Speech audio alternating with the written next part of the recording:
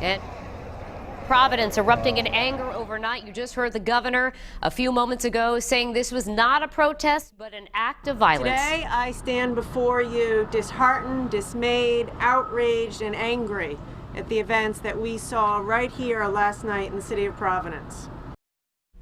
And good afternoon, everyone. I'm Danielle North. So much to get to during this noon hour. Right now, we can tell you cleanup is underway in the capital city as Providence is looking for answers after things took a violent turn at about midnight last night. Large group of people getting out of hand. A police SUV set on fire. Groups of people smashing some of the local storefronts, causing quite a bit of damage. Several Providence police officers were injured, and in all 65 people were arrested. This map showing you some of the many locations that were hit as people were breaking into Providence Place Mall from Francis Street. Then steps away near Skyline at Water Place, a police SUV set on fire. On Westminster Street, several stores with smashed windows. State vehicles were vandalized and burned at the Department of Children, Youth, and Families. We have had news crews in the city all night and into the morning hours. Brandon Truitt is at the Providence Place Mall, joined by my colleague Patrick Little as we get the latest from them now live. Danielle, very emotional time, not only in this city, in this state, in this country, in this world right now. You can feel the tension in the air. The governor just wrapping up that press briefing about 100 yards behind our camera location. You can see behind myself and Brandon, Skyline at Water Place Park, repairs being done to this business here in the city. This is just one of many places where these buildings that were destroyed in the early morning hours, Brandon, are being repaired. You can just walking through the city. I just got here an hour ago. Right. You've been here since 4 o'clock this morning. You can feel the tension in the air. Right. I have to say, since we've been out here since before 3 o'clock, right now and in those early morning hours, probably the most tense that I felt it is the governor just finishing up just a couple of yards away from us. All right, more from Brandon in a minute, but we just kind of want to walk you through the timeline and give you a little bit more about how this all started this morning. What do we want? Justice! What do we want? Justice! What do we want? Justice! What do we want? Justice! So the beginning of the protest was more centered on expressing a message calling for justice, fairness, and ending racism in law enforcement and the court system. It was later on in the morning, things evolved over the course of the night, and police tell us they were seeing coordination happening with an intent of destruction, like these state vans smashed and one torched. This video was the aftermath this morning about a half a mile away at the DCYF administration building, about a half a mile away from the Providence Place Mall where this all started. A lot of areas affected, as we said at the top of the newscast. Brandon's back now with more on what went on in and around the Providence Place Mall. You know, Patrick, it is worth noting that things were calm for a while this morning. Police telling us that, as well as people were here. That lasted for about 30 minutes. But police say it was when people decided to break into that mall when things changed.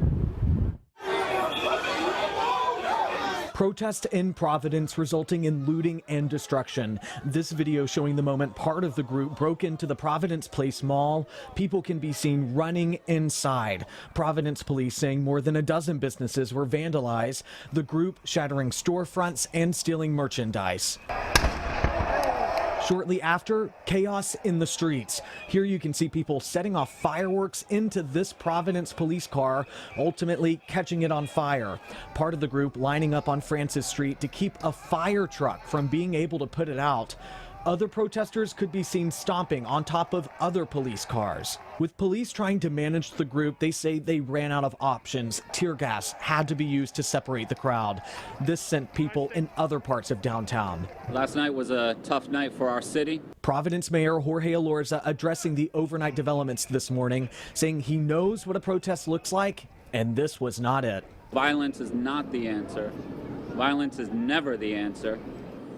What we saw last night, these are folks that gathered purposefully late at night. They weren't coming together to peacefully protest. They were out to cause trouble. In all, Providence police say more than 50 people were arrested. As the sun rose, a look at the damage left behind has become more clear. Nearby storefronts have been shattered, trash littering the roads, and people who live here waking up to all that's happened.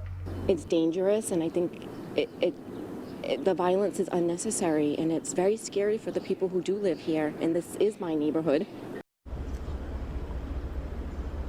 and that torch police cruiser has since been towed away from here. In all, 5 police cars from Providence Police Department have been damaged. That's according to them, as well as dozens of officers. And Patrick, it is worth noting, phase 2 just began yesterday. Right. The mall just reopened yesterday. A lot of people who weren't in work were for about a day, and now some of the stores are closed again. So I walked by that spot, Brandon, where that police cruiser was burned, and you can still smell what burned this morning.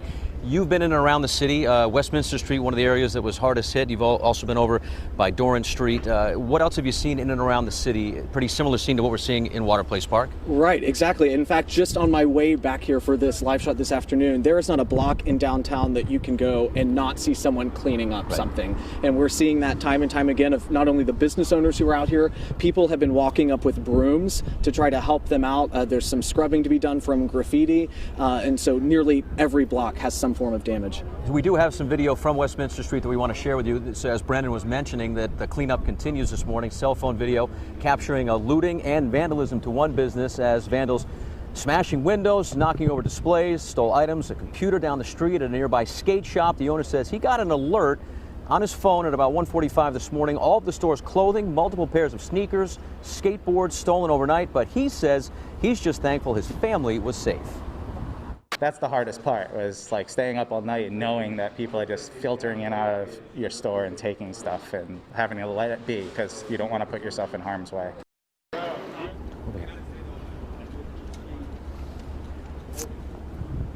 And back here live just outside of the Providence Place Mall, as I mentioned earlier, the location over there, you can see where the governor had her press conference just moments ago. We'll have more reaction from the governor and other state leaders coming up throughout this newscast. And also wanted to mention that we talked about the cleanup. I have seen multiple groups of people walking around Providence within the last half an hour or so, some with Brown University t-shirts on. I don't know if they're affiliated with the school or not, but with trash bags and buckets and brooms and dustpans, chipping in, as Brandon mentioned, and helping clean up the mess that was made in this city last night. Much more from downtown Providence coming up throughout this newscast. For now, in Providence Live, I'm Patrick Little, Eyewitness News. Right, Patrick, Brandon, thank you for that update. And just before we came on the air, Governor Raimondo taking time to speak to us right across from the Providence Place Mall about all of the violence last night. She announced, and this is important, that she has activated the Rhode Island National Guard to assist local law enforcement. The governor with some strong words about the events last night, saying this is not who we are as Rhode Islanders. Make no mistake about it, what we saw last night was not a protest. It was not a protest. What we saw last night was an organized attack on our community at a time when we are already vulnerable. Governor also indicating she's instructed the Commerce Department to do a walkabout and check on every single business that was impacted to help them get back on their feet. We'll have much more about what the governor had to say today coming up later today on Eyewitness News and on our website throughout the afternoon.